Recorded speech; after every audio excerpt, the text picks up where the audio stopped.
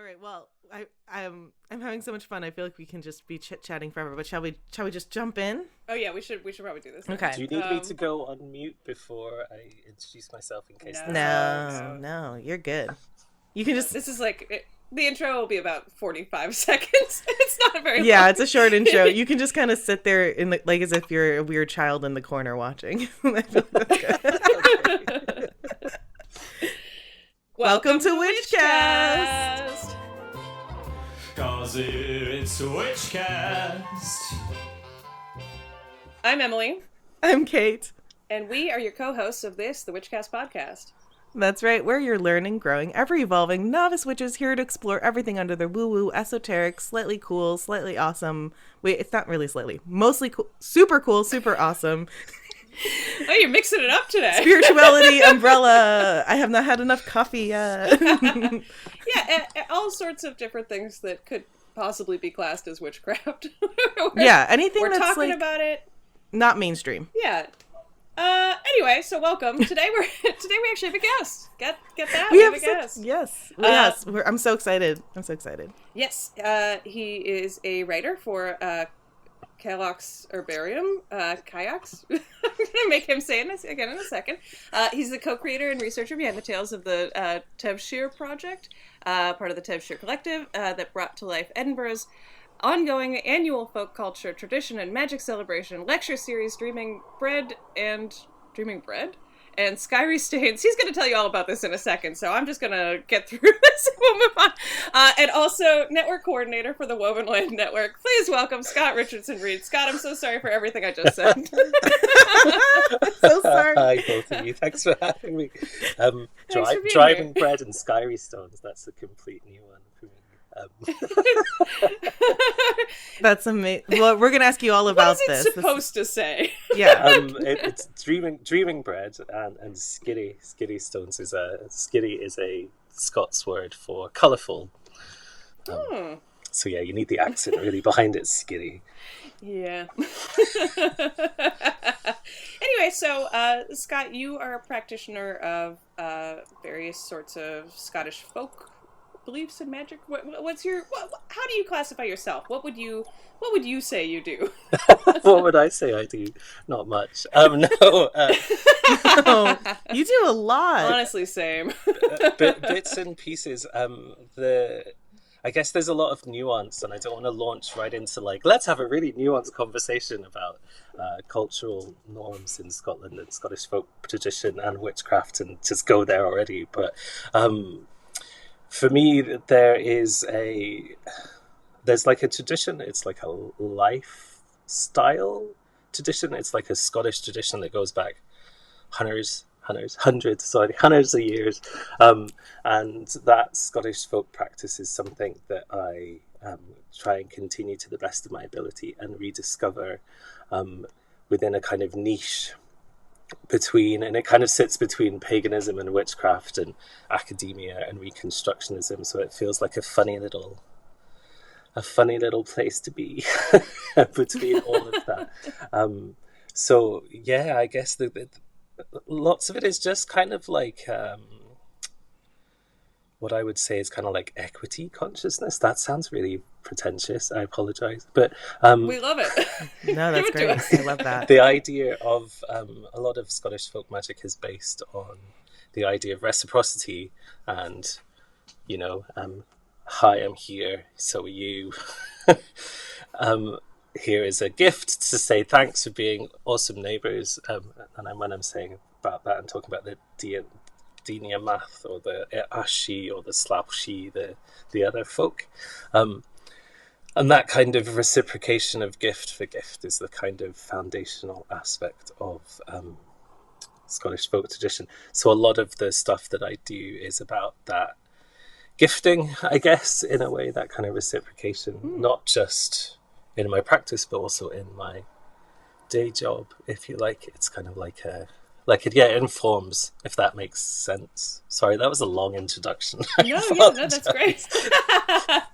Listen, I mean, so much of what we talk about here is sort of decolonizing your idea of what is a legitimate, social structure or religion or belief system and that kind of thing, and how things have been marginalized in terms of like in terms of different beliefs, and I feel like that really applies here. Would you agree? Disagree? It's like 10 in the morning, and that is very early for Kate and I. Yeah, which is wild. But I'm sorry, I just was watching you and I just left you dangling. I'm sorry.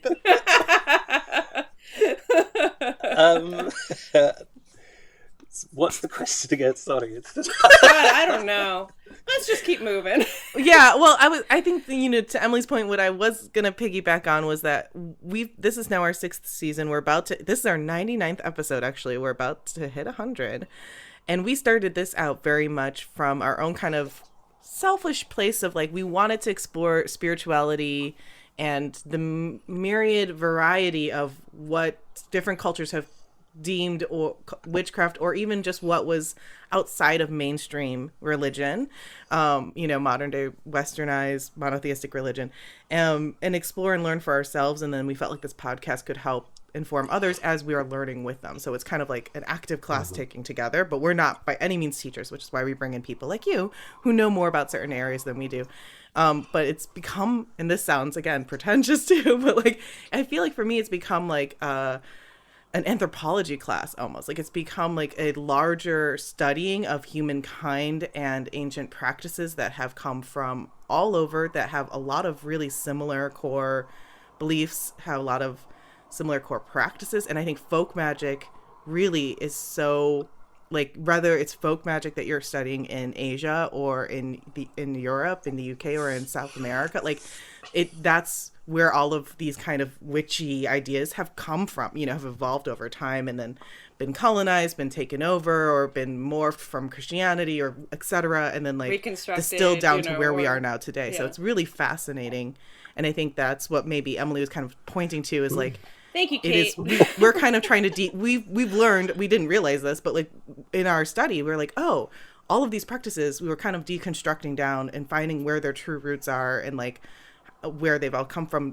Do you feel like your study and practice of Scottish folklore, folk magic, folk practices has been similar in that journey? How did you get started in kind of delving into this subject? Oh yeah, we're going there, eh? We are going there. We're going right into that stuff. Yeah, good. We're going there. Let's go. Let's hold hands and go into this territory. It's all good. Yes, is the answer to your question. I think it would be really good to maybe explain a little bit of that as well, because if people are, especially in America, there's a lot of people from the diaspora who have maybe Scottish ancestry or Irish or anyone from the clearances situation. So 10,000 years ago, no, I'm not going to go that far back, but say like do it. There's like, the tribes of the of Britain or the UK, as it is at the moment, and then there was the Romans. We can kind of skip that bit, but there's always been a little bit of like people having fights with each other on an island. And I guess that the UK is a melting pot because it's like a little thumbprint in the ocean of like everything. Like, there's so much more to the world than the UK, but the UK has caused a hell of a lot of trouble across the world. And it's a melting pot as well.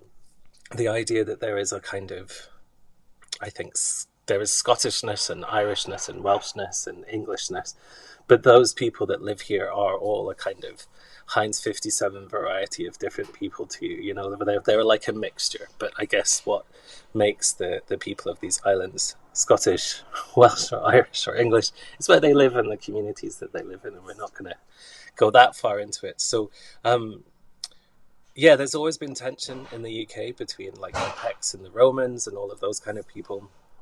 But then where it's got particularly aggressive, I guess, in around like the 13th century, the Anglo-Saxons and the kind of Scots and the kind of wars of independence and stuff. So why I'm talking about this, I guess, is to give an idea of where where the kind of appropriation starts and where it kind of led to today. So there's all of these backgrounds of wars. We won't go into them for very good reasons. It will be like episode 26, the Third War of Independence. Its own season. Literally, it'll be forever. Which has special miniseries. Literally, the history of Scotland series. wars. Can you imagine? You'll lose all your listeners. So there's basically this huge tension. So like the English establishment, and I want to be really careful that I'm not saying just English people. I want to say the English establishment. Where they invaded Wales, they took Wales over, they kind of like, we'll do an act of union, and then they replaced all the monarchy from Welsh monarchy in the 13th century. The Act of Union came in the 16th century. Meanwhile, the Reformation happened. So I'm skipping so much stuff, right? But it's worth looking at. The Reformation happened in the 16th century, which led to a lot of the witch persecutions as well. All the while, Scotland is still holding on to its sovereignty and kind of pushing back against England's control, or the English establishment's control, until the 18th century. So I've skipped so much. Till the 18th century, the Law of Union happens, which basically Scotland was a bit skint. So this is just like part of the history, a bit skint, and through bribery and manipulation, the English establishment managed to form like an act of union, which meant that there was no longer Scotland as a nation and England as a nation. We were Great Britain from that point onwards.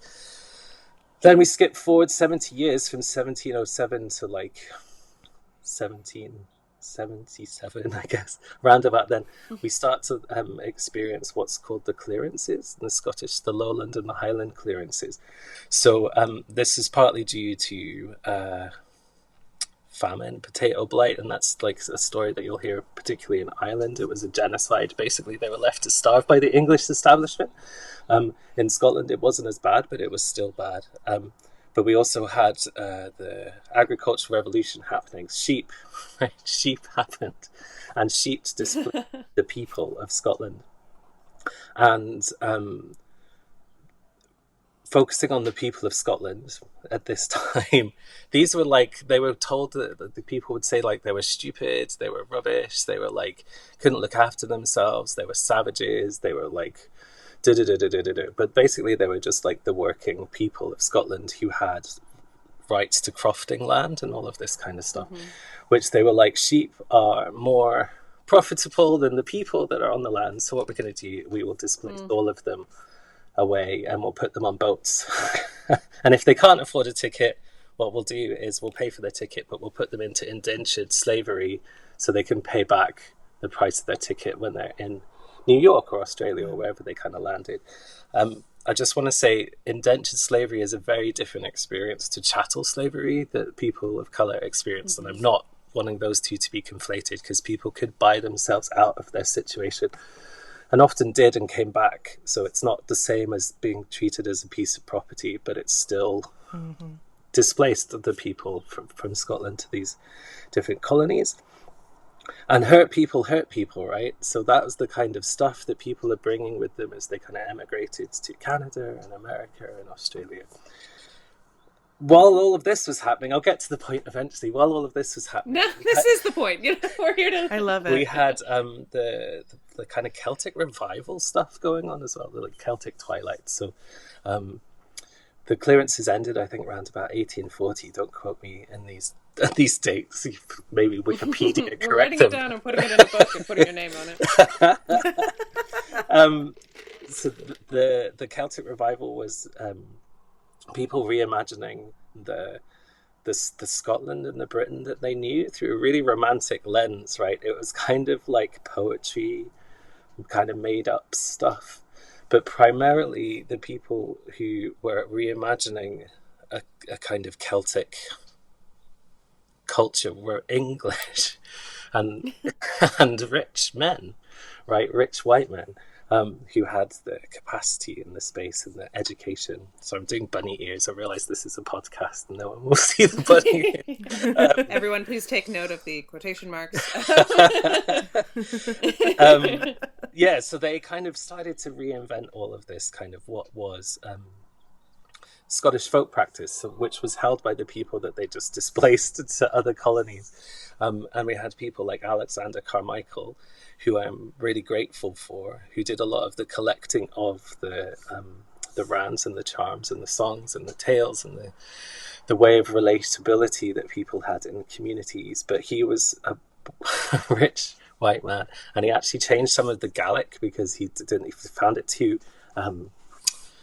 what's the word, heretical, I guess. Like it was maybe kind of not saying things about God that he thought was nice, so he just kind of changed it when he recorded it and then said like, this is a true recording of the people of Scotland.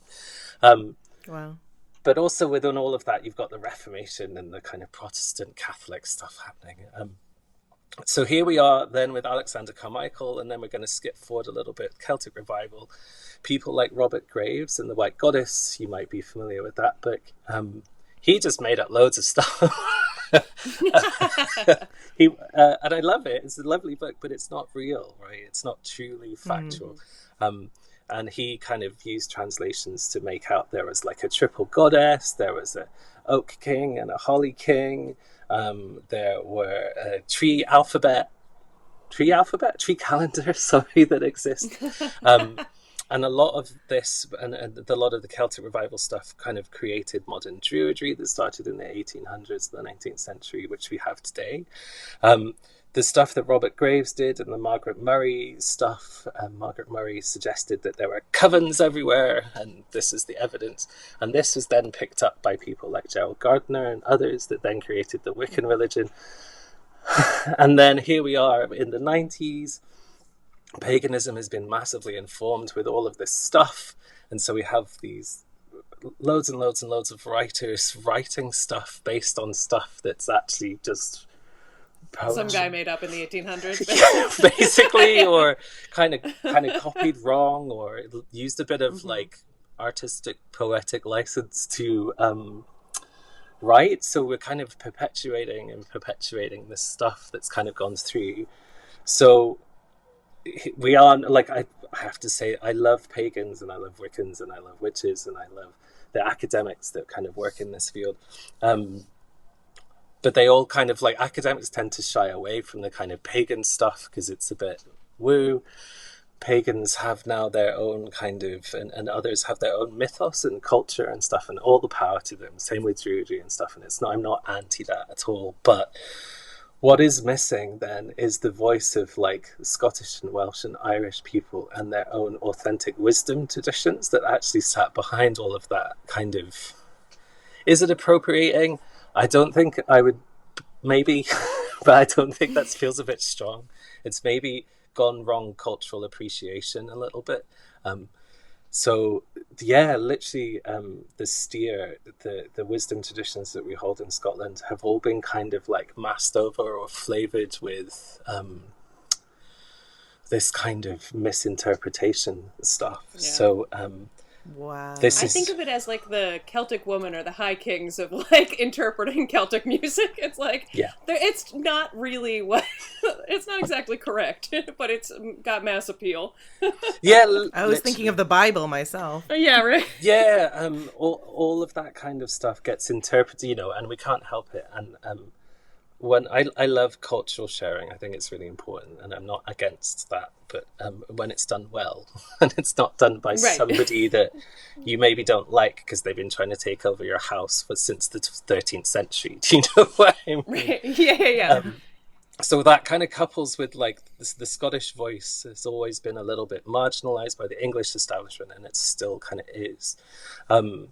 Without going super political, there was like movements that came from the Highland clearances that have led to the creation of today of our Scottish Nationalist Party, because it's like that's how far back the politics kind of goes to that kind of stuff.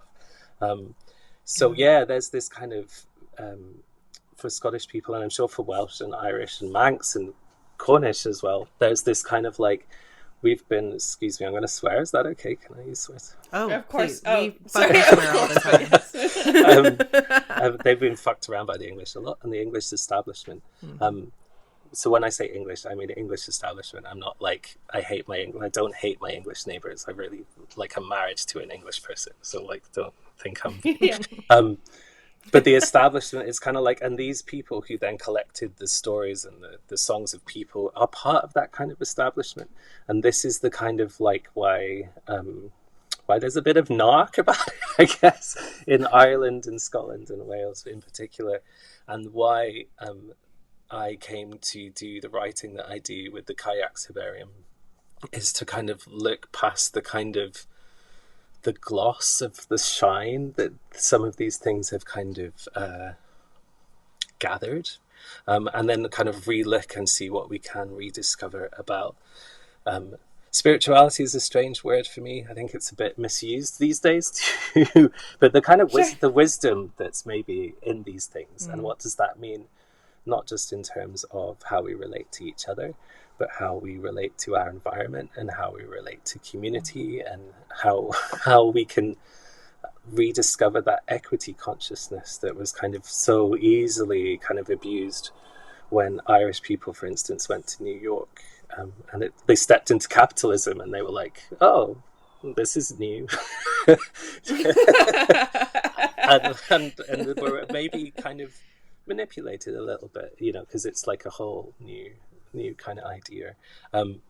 But it's, I think, the story of the Scottish and Irish and Welsh is like a watered down, just careful with the words watered down, but like a version of the cultural appropriation that everyone's been experiencing across the world because of the English establishment that's been on this island, and has done the damage that it's done in terms of its kind of imperial, never-ending march of control and markets and stuff. So yeah, that the reason the Kayaks Herbarium kind of came about was very much to try and to kind of steer that rudder, to kind of find a place where, to the best of my ability, and I don't mean to be like, I wouldn't say I'm an expert, I'm a bit specialist, and if by specialist I mean a bit nerdy about it probably, about this subject, and that kind of soapboxiness that I get about it is because of that kind of correcting the steer a little bit that we kind of find ourselves in. So it's like a rediscovering, I guess, a little bit. Yeah. I love that, rediscovering. It's amazing to me. Thank you for all of that, by the way. That was fascinating.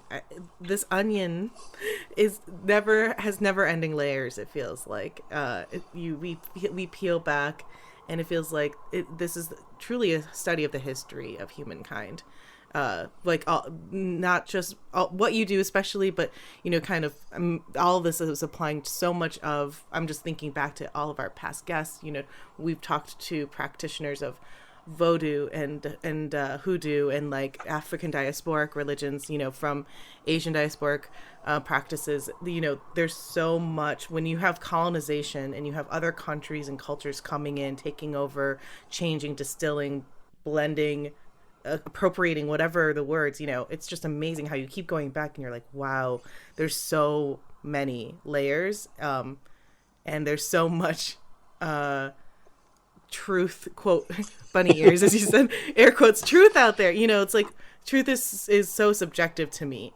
It's really always from somebody else's perspective, right? Anyway, sorry, I could go on about that. No, yeah, I think that there's a tendency to want to find like the essential, like original version of a religion or a belief or something like that, and it's like it's impossible. It's impossible. There's so many layers.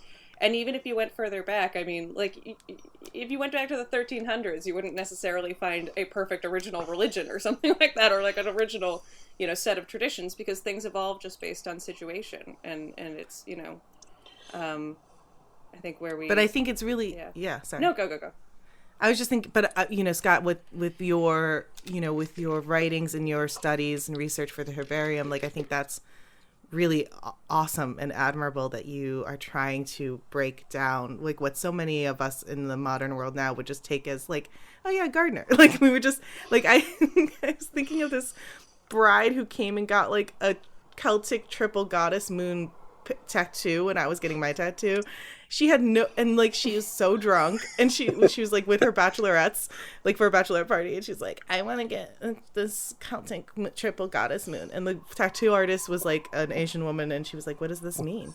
And she's like, it just means, you know, like love and like, you know, women. Like she had no idea. Love and women. And I'm just like, I'm stuck there getting like a giant leg piece, so I can't move, and I'm like, oh my god, I want to scream. This is awful. Anyway, it just made me think of that. That was very funny. Yeah, love and women. Maybe she was marrying a woman. I would hope so. If she's just like, it's love and women, it represents my union to my future bride. No, I don't think. I don't. Well, Not getting that vibe. I wasn't getting that vibe. I would. She wasn't on the fun team. Okay. I want to. Oh, yeah, I was just going to say, you make a really, really valid point as well. And in terms of that kind of reconstruction agenda, it's difficult, and it's not necessarily sometimes the right thing to do either, because sometimes we leave things in the past for very good reasons as well. But like folk magic is anything but like staid. Like it responds to the needs of folk. It's people's magic, right? So if it works, you'll be using it for things. And if it doesn't, then you're like, well, that's not going to happen again. But for me, there's the kind of wisdom tradition element behind it that is, I find really interesting, because we have a lot of lists of like how to do the things, like get an egg, rub it over your body, cleanse, whatever you want to kind of do, or rowing crosses on your door as a kind of protection thing. But I'm really interested in the, like, okay, that's grand, we know how, but like why? What's the significance of like the rowan tree today, and what was the significance of the rowan tree or the Carún in Gaelic back then, and why was it so significant? And that starts to lead you down these really wonderful, fascinating kind of story paths, if you like, about like the first tree apparently in Scotland was a rowan tree, and then it links to the idea of what were called beely trees, that would be the tree that was in the middle of Tuatha, like a clan territory, if you like, and they would gather underneath these trees. And the significance of then trees can lead you into the idea of the world tree mythology, which can then start to kind of inform, if you're of witchy pagan bent, these kind of different ideas around how those kind of things connect. So yeah, I'm always on the trail of why, and then when I think I've kind of sussed the why, I'm like, okay, cool, and then I'll look at something else. I'm like, no, I've got no idea at all. But Yeah. And as you say, I it's do never feel like ending. But, yeah. yeah, the more Yes. I learn, the less I know. Oh, 100%. Yeah, Very we true, know yeah. nothing. Yeah. 6 seasons and we know nothing. Yeah, absolutely. Yeah. Well, I want to dive into like some of the beliefs and the topics that you explore in your writings. You mentioned, of course, animism. Am I pronouncing that right? Is a big one, right? And that's kind of, from my understanding of perusing your blog, it feels like that's, you know, kind of a core belief of Scottish folk practice. Can you explain a bit what that is and how that relates to Scottish folk magic and practice? Yeah, the easy answer is everything has a spirit, right? And if everything has a spirit, it can be communicated with. And if it can be communicated with, bargains can be struck. Basically, will you help me with this? No, go away, fine. Like, okay, I won't bother you, that kind of stuff. And it reflects when I was talking about the equity consciousness stuff and the reciprocity. Sorry, I'm getting my words. Reciprocity. It's catching. We've got it, and you're getting it from us. It's the idea that, you know, you are, in very simplest form, you're just really respectful to everything around you. And then we have instances of RANs. They're called RANs, so it's R-A. And I'm finger spelling it, actually, for your listeners at home. And these are like, it's like a rune, like a ran is a rune or a song that people would sing to like a yarrow plant before they picked it in Gaelic, which I think is really beautiful, that there was that kind of respect that was given to the plant, but also to the kind of relationship that people then had with the land, which then kind of steers us away from that materialistic extractionist point of view and kind of looks at a relational, like an ecocentric animism for the future kind of point of view. So yeah, like in its simplest form, everything kind of has an animation or a kind of an animus, like the breath of life within it, or a spirit that people would communicate with for different reasons. And I think that kind of is some of the origins of the idea of a pact with the devil stuff. You're kind of doing deals with the good folk, and like, of course, the good folk in Scotland, the Sidhe or the Seed, are like, I'm going to use the F word. It's the fairy. We don't use the fairy word though. The good folk are this representation, I think, of the other world that we have in Scotland, and they're a bit nature spirit. They're a bit dead people. They're a bit deity type figures. They're kind of kind of a melange, a bit of a stramash of everything kind of thrown in together with them. And they're the kind of anthropomorphization, I guess. That was a big word for Saturday. Of the otherworld spirits, and that kind of animism given life. A bit like kami in Shinto, I think, is one way that you could probably look at it as well. But I don't want to mislead people. It's not the same thing. But if you're familiar with Shinto and that idea of the kami and things like that, and devas and things, it's very similar to that concept. Yeah. That's a brilliant way to look at. Do you not purposely say the F word, or should we not say it? Is it like Macbeth? It's like it's just say the good folk or the other people. Or, the good folk. Okay. Yeah, you don't want their attention if you can avoid it. Well, unless you're asking there's for so it. much out there about that. That's a whole other. We could have a whole discussion about the good folk. That's brilliant. I never heard it put that way. I really love that.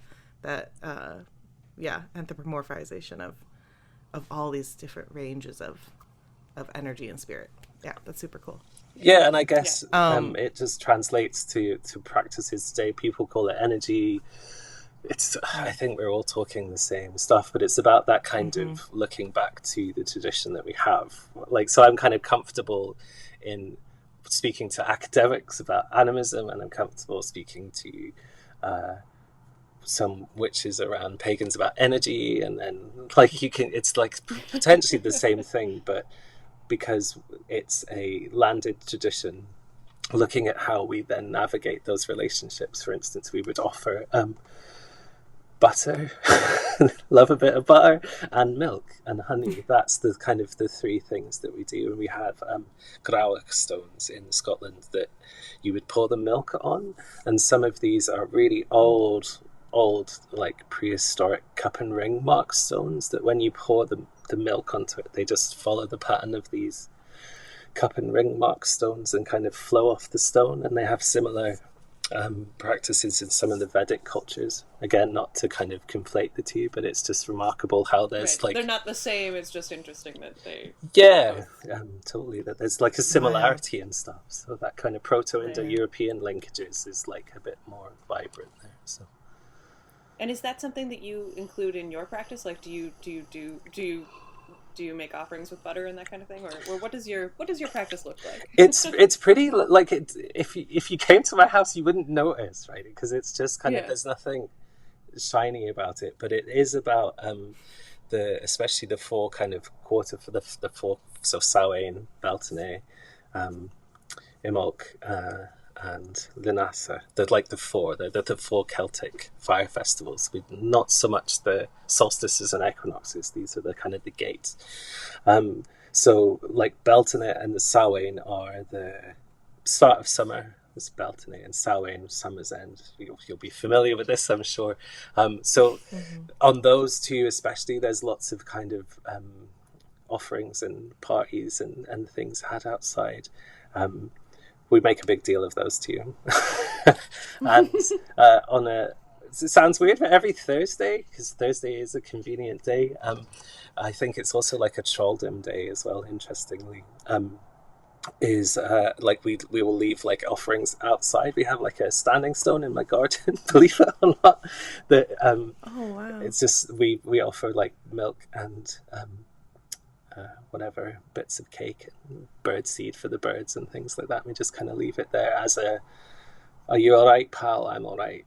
Cool. kind of thing. Just keeping the peace a little bit.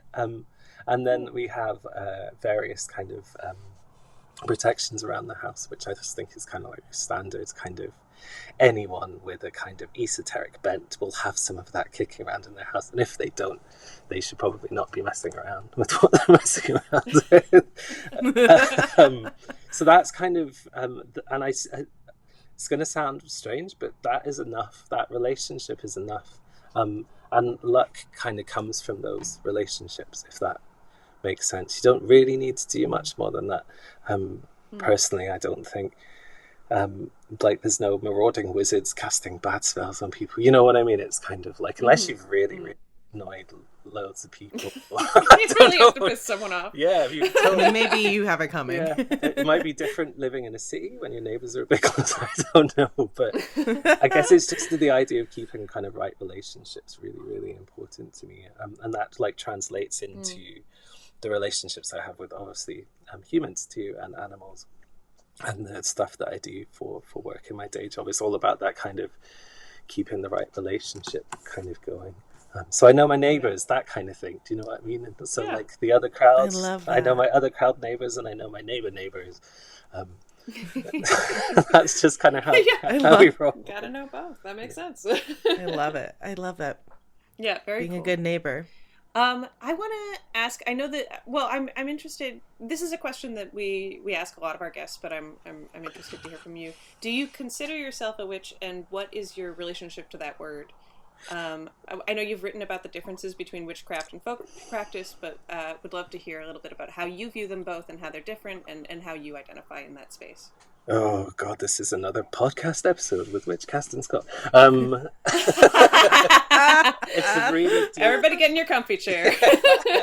It's a deep question for me, and I don't mind the word. Like I don't have anything against people who kind of call themselves that the word witch or use the word witchcraft. But again, there's this for my kind of people, the word witch had really serious connotations. Actually, it was quite an insult to call somebody a witch. But we had like Bienfessa and Ferfessa, which is the wise people. We had like fairy doctors. We had charmers. We had people with the knack.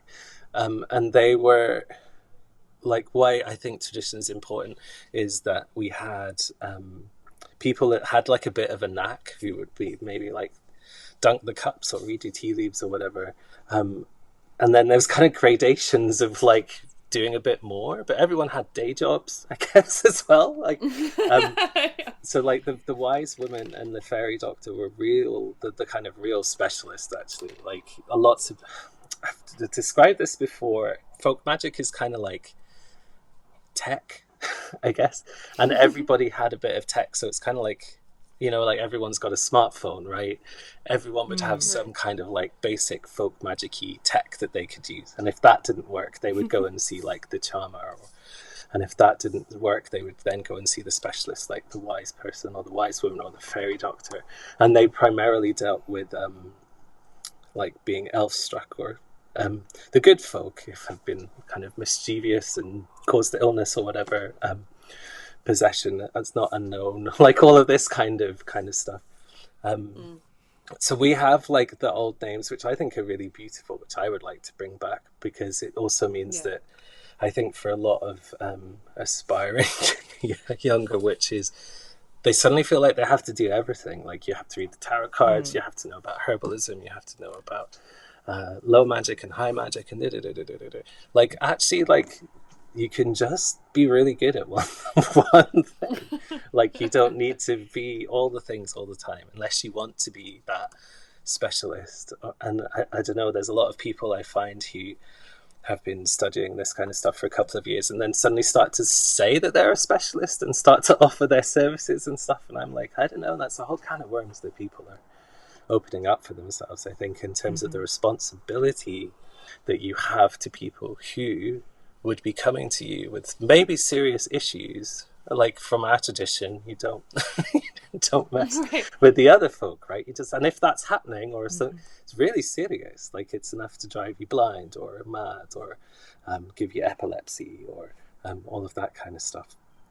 And if you're putting yourself out there as like a witch specialist without that kind of, you know, you're opening up people to harm. Actually, it's kind of one of my bugbears. But anyway, so yeah, in terms of the term witch, yeah, I don't refer to myself as that. I would say folk practitioner, because I am not either like a wise man or I don't have a knack, like I don't have a way of getting rid of warts or anything like that. But I just kind of follow the ways that were laid out before me for folks, and I'm really, really happy with that. So like, I don't feel like I need to kind of add in an extra layer, if you like. But yeah, gosh, that was a long-winded answer. Apologies. No, that makes so much it's really sense. Interesting. I mean, I think so much of it is about like what vocabulary you have to talk about what you do.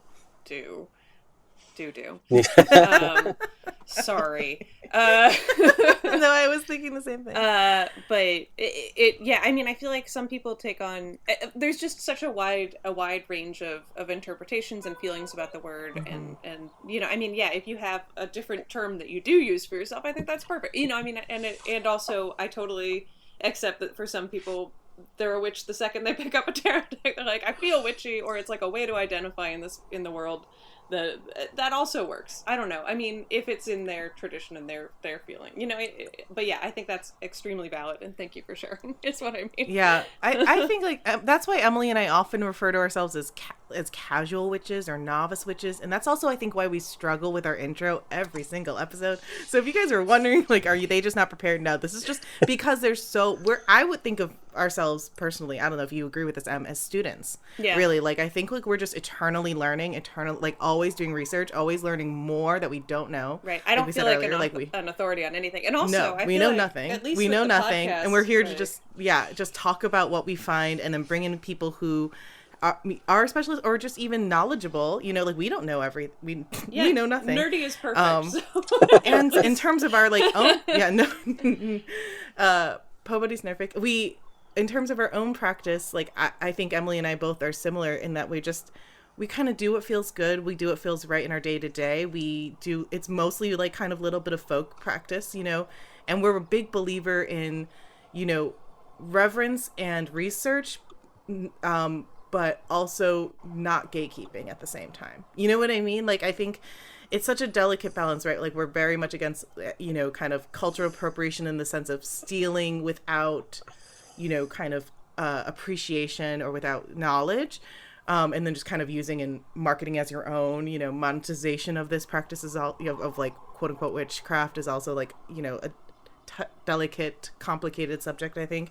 But we're very much about like, do what feels good. You don't necessarily have to have a label for yourself. You don't, you know, but know where these come from, learn, and don't take any big risks yourself. Yeah, but like, you know, in terms, we're not personally like initiated Wiccans or pagans or anything like that. You know, we don't have any kind of like official religious beliefs or titles. We're just eternal students, really. Yeah, I mean, return. So, yeah. I agree. Like, so am I. Like, you know, yeah. And I think there's sometimes like a weird issue with the gatekeeping around the witchcraft community too. And personally, I think that anybody can contact the numinous, even like to the point in the sense that it can come through in inspiration and song and poetry and creativity and art. It's like that to me is, it's going to sound a bit strange, but it's an act of magic, is the creation of art and music and beauty and community. That to me is kind of a strong, obviously we have a bardic tradition which is very much centered on that, and the idea of satire is like so missed, I think, in magical communities. The idea that like a funny video can tear down a government really appeals to me right now. Yes. Yeah. Absolutely. But yeah, I think always being like always like a learning, same, absolutely 100%. I think it's a really nice place to be in as well, because then you're not going to get pushed off a pedestal that you're standing on to you, right? So right, if you never get on the pedestal. Yeah, exactly. Right. True. So I know we talked about this a little bit. Maybe we can just kind of as briefly as we can, with no pressure. But one of your recent essays on the herbarium was the Scottish spirits being organized into saints and devils through colonization, and you've spoken a bit about like the colonization of the practices, as well as the spirits. Again, words fail me, right? Like, what are the words you use to describe the good folk, etc.? Can you elaborate just a little bit further on that? Yeah, we'd love to hear more. I guess we've done the groundwork already, so we don't need to go there, which is good. So in the process of the kind of English establishment, or the establishment now at this point, like Roman establishment, oh gosh, literally they would come and rename the spirits that lived in places, and the Romans did it in a kind of nice way. They kept the original name, and then they would like kind of maybe change it to like a Roman name or write them together in votive stuff. So this kind of tradition continued, but then when we got to the kind of Christian introduction and all of this stuff, and the Catholicism, and this is my personal take on it, so nobody write me horrible letters about my lack of saint Catholic knowledge here. We had a tradition in Scotland where there was ancestor worship, and this is part of the kind of Dawanshi, the good folk stuff. And they were like, oh, we need to kind of replace something. We need to put something in our church that replaces this focus on ancestor worship. So that's when saints were created, in my mind, a little bit, to be that intercessor of stuff. And then these saints became saints of places like wells and caves and da-da-da-da-da. So like, and then also they kind of stole the story a little bit of that saint story. It was also like the story of the spirit that was associated with the place. So you can kind of unpick some of them. And so the ones that were good, the ones that were useful for people to connect with, became saints in that kind of direction. But also we have saints that are saints as well. I'm not saying all saints are things, but they kind of just spraffed a lot of like saints on stuff. Maybe the same saint, like Saint Bridget is an example. That idea of Bridget and Saint Bridget is a clear kind of connection there. And then the spirits that weren't good or were like heretical, they became like folk devils. So we put those in the shade, right? But we kind of elevated the other ones. Right. Whatever wasn't useful to the Catholicism. Yeah, absolutely. And it's just like, yeah, let's put these things over here. We'll call those devils because we don't want people to touch them. And then you've got this idea of a folk devil, which isn't Satan. It's just like a dumping ground for all of these things that people weren't comfortable with at some point or another, and you can see it even reflected down into the names of plants like devil's nettle, all of this stuff. Wow. That exists. Like devil's nettle is another name for yarrow. Talking a lot about yarrow today, which is strange, but it's like there's a divination connection with yarrow. With the I Ching sticks were originally, for instance, made of yarrow stalks, I believe, but what the connection is in Scotland I couldn't tell you to that. But why it's called the devil's nettle, they used to put it up, and then here's a spell for you. They used to put it up their nose, we still do, and twist it round, and then they would recite like the alphabet, and then when your nose bled on the letter that you said, that would be your future spouse's like initials. We do not condone sticking a stick up your nose. If you do that, that is of your own accord. Do not come at us.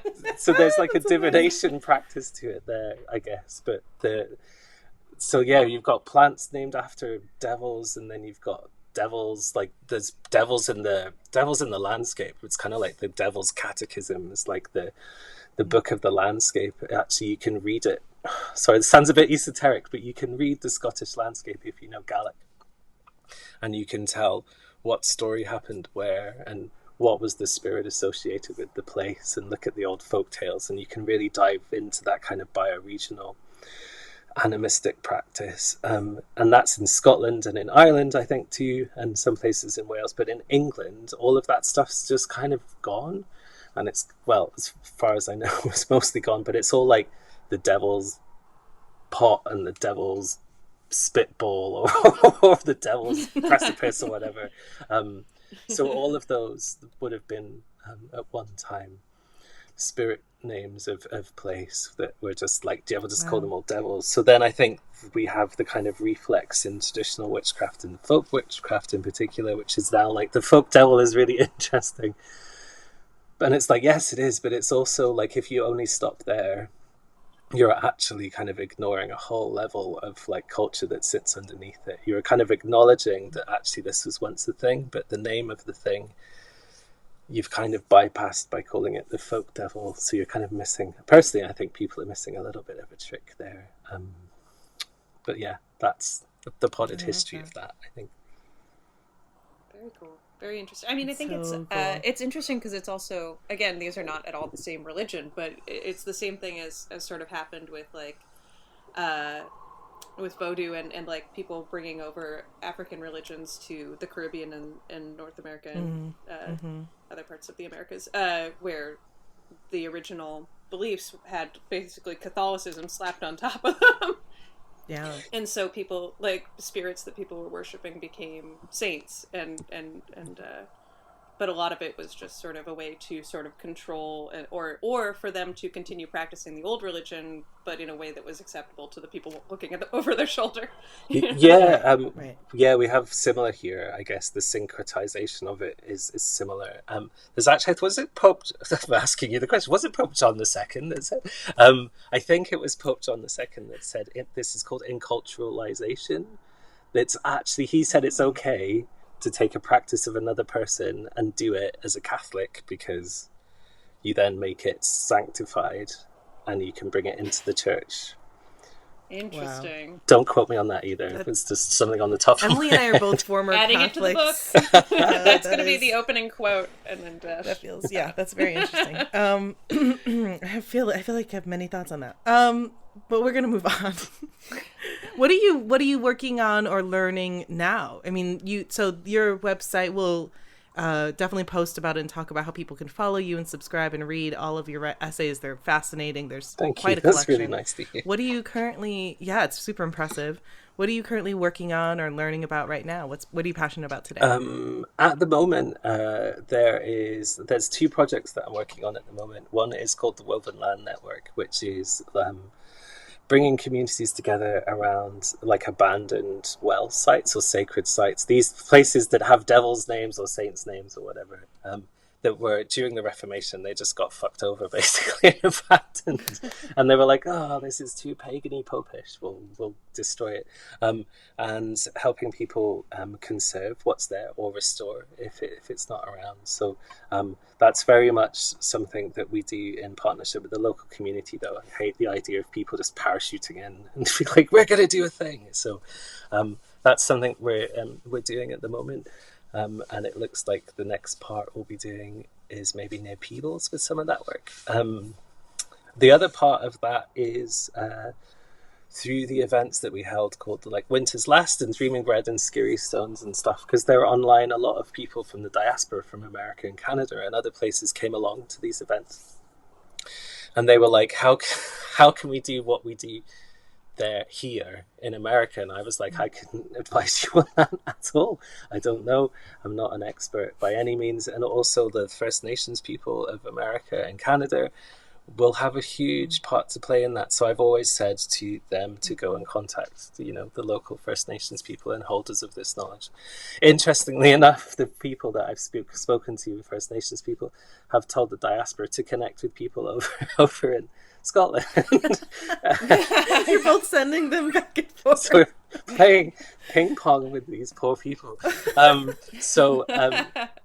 partnered with a lovely lady in Seattle, and a group of us have formed with representing First Nations people, people interested in the spooky side of stuff and art and ecology, and people in Scotland doing the same thing. And we're looking to put together an event, hopefully in September, and it'll be like a 4-part stuff, and we're calling it the Ebb and Flow if we can get the funding sorted, which will explore kind of some of the stuff that I've touched on today, the idea of colonization, but the impact that it also had on First Nations people. And we want to be able to bring bridges together and look at shared experience and how we kind of step forward to do that work potentially for people in the diaspora who are disconnected from the traditions here, and kind of build bridges with the First Nations people and how that kind of communicates with each other. Does that kind of make sense? Yeah, totally. And it's a massive, for me, it's a massive learning curve. I don't know anything about First Nations people at all. So it's kind of moving at the speed of trust, I guess, is kind of how I would say that at the moment. And it's been really, really lovely to look at how much actually people from different cultures and places have in common with each other, rather than the kind of rhetoric that we hear about division a lot these days on everything all the time. So yeah, those are the kind of my passion projects that I'm kind of looking forward to doing at the moment. Very cool. Well, we'll have to keep an eye out for that, and we'll be watching. We'll be watching. please keep us updated. And so speaking of, how can people find you if they're interested in, is this series in September, I was trying to think of the word to describe it that you used to describe, is that going to be online? Is it in person? Or is there, the majority of our listeners are American, and some, we also have a good base in Canada, but we're over on this continent. But how can people, learn more about Scottish folk practice and folklore, and also how could they get more involved with you if they wanted to? So the Ebb and Flow event, working title, bunny ears again, air quotes, Ebb and Flow, yes, is going to be online, because obviously great. It's going to be like, how much funding will we need to get everyone together in one place? It'll be a lot. Yeah, from Scotland someday, to Seattle and back. Stretch goals. Seattle to Scotland, easily done. So yeah, it's going to be online, and if we get the funding, it will be free to access for people. That's kind of what we're hoping for, Wow. because off the back of the storyteller traditions, the First Nations storytellers and the Senators of Scotland, they were like, these stories need to be told. We shouldn't charge people to hear them. So this is why we're seeking funding, to make sure that it's free for everyone to kind of attend. So yeah, it'll be online. Stuff about me, you can find me on my website. You can contact me through there. There's like the typical leave me a question kind of contact page. You can sign up to the newsletter on the website too.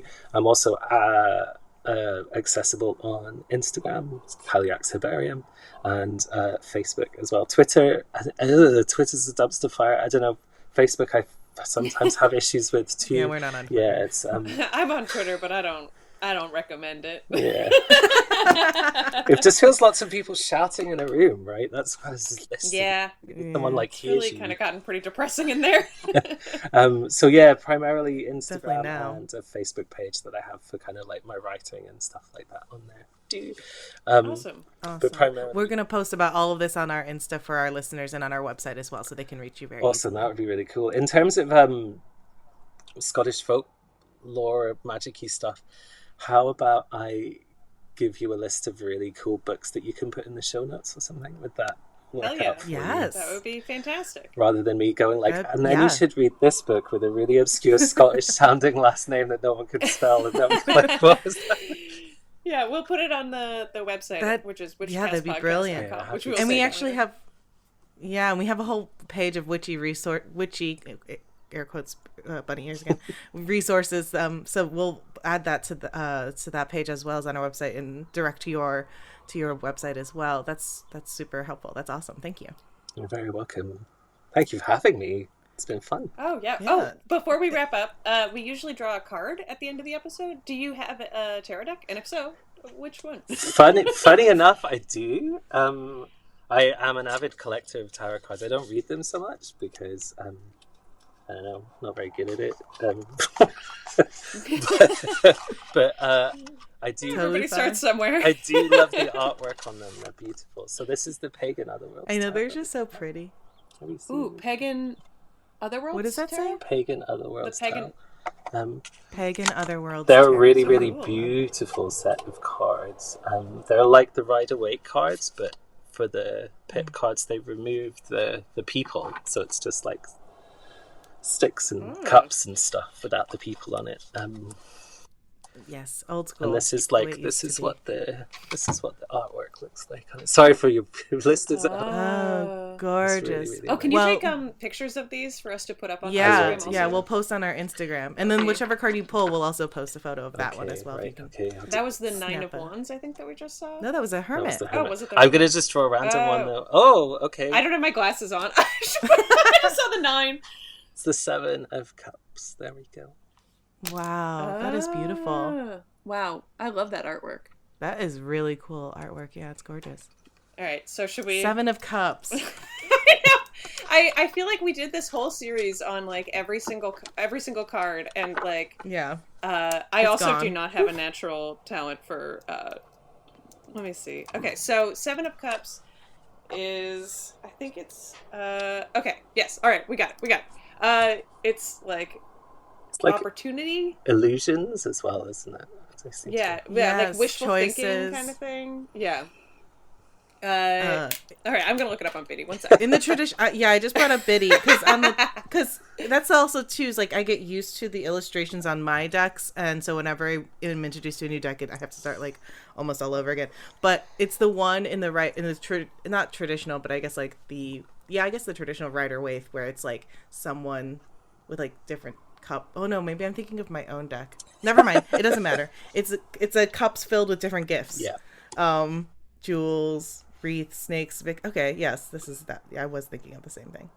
Yeah. But yeah, so wishful thinking, projecting into the future about what you'd like to create. I am looking at Pity Tarot now, to be honest. I'm going to shoot straight with you guys. But better to get it out. So yeah, card of new opportunities, choices, and sometimes, yes, illusion. You could be prone to illusion or unrealistic ideals, or you may have many options and opportunities to choose between, or both. If more money or more fame or more power sounds appealing, maybe you should look a little behind the curtain. Yeah, It's a good shiny card. object It's an interesting. syndrome. I mean, and it's always interesting to think of like just the I self-reflection. think this is side such of an apt card for our discussion today I too, was just right? thinking Like I that think too. this is so Yeah. this is so perfect for everything we just talked about. Right. Don't get on the pedestal. Don't do it. And be like, oh, I'm now gonna dive all the way into Scottish folklore and become an expert in 3 Yeah, months. I'm gonna read a book in 1880s yeah. Scottish folk. I mean, I personally have folklore, and I feel like hyperfixation. that'll cover it. Exactly. I have hyperfixation moments where like I'll get really obsessed about one particular thing for about 3 months or so and then drop it like a bad habit. So I definitely have shiny object syndrome in just my life in general. So this card is always a good reminder. Yeah. Yeah. Absolutely. Dig a little deeper. Yeah. Shiny object syndrome is such a good. That's also on the Biddy description, but I think it's a perfect. Oh yeah, no, I got that directly from Biddy. Yeah. It's a great descriptor of like, yeah, what to watch out for. Like, Yeah, absolutely. Okay, great. Well, Scott, I mean, anything else you wanted to share before we wrap up? It was such a pleasure to have you. We can't wait. Welcome to the Witchcast family. Thanks for having me. And we'll keep posting and sharing and we can't wait to hear more about quote unquote ebb and flow coming up in September. That's so exciting. Yeah, it's been really, really lovely to speak to you both. Keep up the conversational podcast tone. It's been really, really delightful to just kind of sit and talk about stuff that's maybe kind of quite meaty, but in a way that doesn't get too, Yeah. Yeah. That's our jam. Fully understood. But thank you so Well, much. again, we'll yeah, of course. our We'll pleasure. definitely Thanks we'll for- tag and post and share everything on our Insta, on our website. You can follow us at Witchcast Podcast. And we will link to all of Scott's resources so that you can learn more and follow him. And our website is witchcastpodcast.com. That's where we'll list all those wonderful, juicy books. So definitely check them out that Scott's going to pass along to us. And you can follow Scott at Kayaks Herbarium, Yeah, right? That's that's your the one, Instagram yeah. handle? Which is